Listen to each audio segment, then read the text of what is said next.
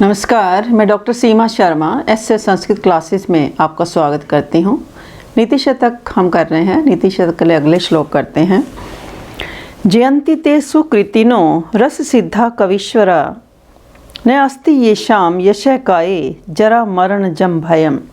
भर्तृहरि अपने नीति शतक के माध्यम से महान कवियों की जो वाणी है उनकी वाणी को रसात्मक मानते हुए उनके चिरकालीन यश की कामना करते हुए क्या कहते हैं कि ते सुकृतिना रस सिद्धा कवीश्वरा जयंती।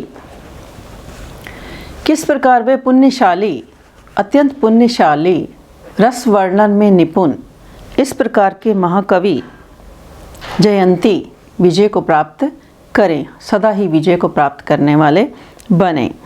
येषाम यश काय जरा मरणजम भयम न अस्ति, और जिनके यश रूपी शरीर को बुढ़ापे तथा मृत्यु से उत्पन्न कोई भय ना हो, यानी जिनके यश रूपी शरीर में बुढ़ापे और मृत्यु के कारण किसी प्रकार का भय की प्राप्ति ना हो।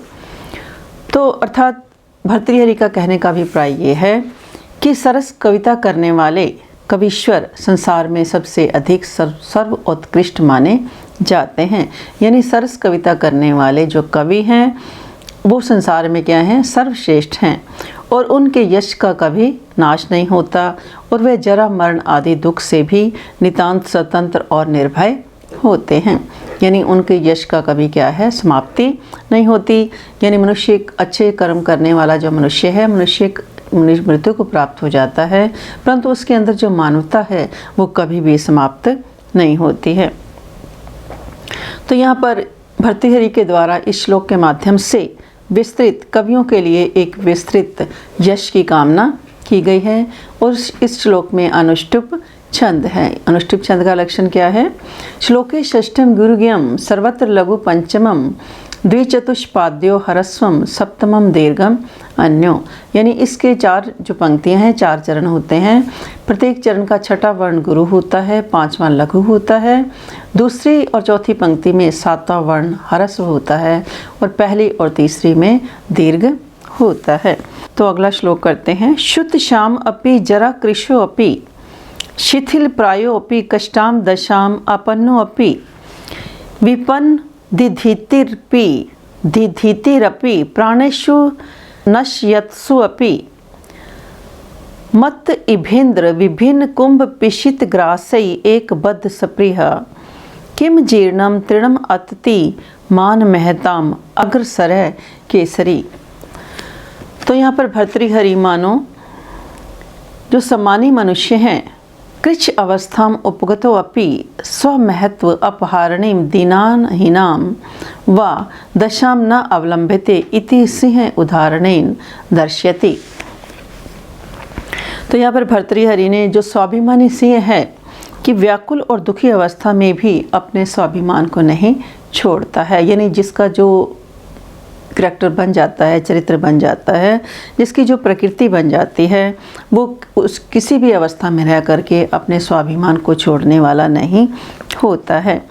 शुद्ध श्याम अपि कि भूख से अत्यधिक व्याकुल होने पर भी, जरा कृश अपि वृद्धावस्था के कारण दुर्बल होते हुए भी, शिथिल प्राय अपि कष्टाम दशाम अपन्न है, और बलहीन होने, शिथिल मैंने कि बल से रहित हो जाने पर, बलहीन होने पर भी उस अवस्था को प्राप्त होता हुआ भी, विपन्न दधीति और तेज से रहित होने पर भी, अपि प्राणेषु नश्यत्सु अपि और प्राणों के नष्ट प्राय हो जाने पर भी, मत इबेन्द्र विभिन्न कुंभ पिशित ग्रास एक बद्ध सप्रिया कि मतवाले गजराज के मस्तक को चीरकर उसके मांस को खाने की इच्छा रखता है। जो सिंह है, जंगल का जो राजा सिंह है, उसका क्या स्वाभिमान है कि वो अक्सर कि भूख से व्याकुल होने पर भी, वृद्धावस्था के कारण दुर्बल होने पर भी, बलहीन होने पर भी, तथा तेज से रहित होने पर भी, और प्राणों के नष्ट हो जाने पर भी, मानो जो मतवाला हाथी है गजराज के मस्तक को चीरकर उसके मांस को खाने की ही इच्छा रखता है। इस प्रकार मान महताम अग्रसरे केसरी किम जीर्णम तृणम अत्ति कि वास्तव में जो स्वाभिमानियों में प्रधान सिंह है, क्या कभी सूखे घास को खाता है, अर्थात तो कभी भी सूखा घास नहीं खाता है। जीर्णम तीर्णम कि जो स्वाभिमानी व्यक्ति हैं, जिस प्रकार सिंह हैं, कभी भी सूखे घास को खाने वाला नहीं होता है, वो कभी भी इस प्रकार के घास को खाने में समर्थ नहीं हो सकता है। तो ऐसे संस्कृत चैनल को लाइक करें, सब्सक्राइब करें और शेयर भी करें। जैसे हम नीति शतक पढ़ रहे हैं, तो नीति शतक के साथ आप ऐसे संस्कृत लिखेंगे तो पूरा वीडियो आप देख सकते हैं।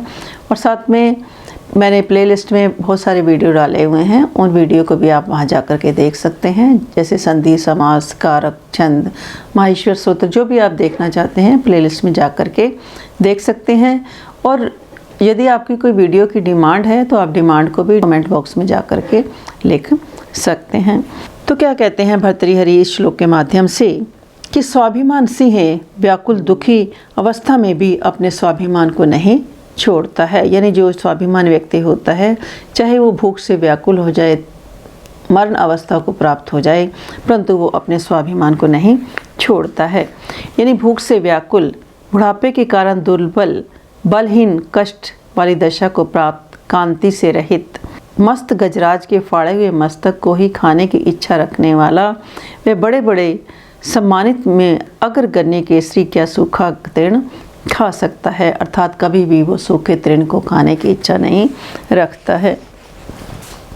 तो यहाँ पर जो स्वाभिमानी व्यक्ति हैं, सिंह के दृष्टांत के माध्यम से स्वाभिमान व्यक्तियों के स्वाभिमान को उजागर किया गया है। तो इस श्लोक में शार्दूल विक्रीडितम छंद है। सूर्य अश्वई मसज स्तय स गुर्वा शार्दूल विक्रीडितम। तो ये 19 वर्णों का छंद होता है, इसमें 12 और 7 के बाद यति होती है। तो आज के लिए इतना ही। धन्यवाद। जय हिंद, जय भारत।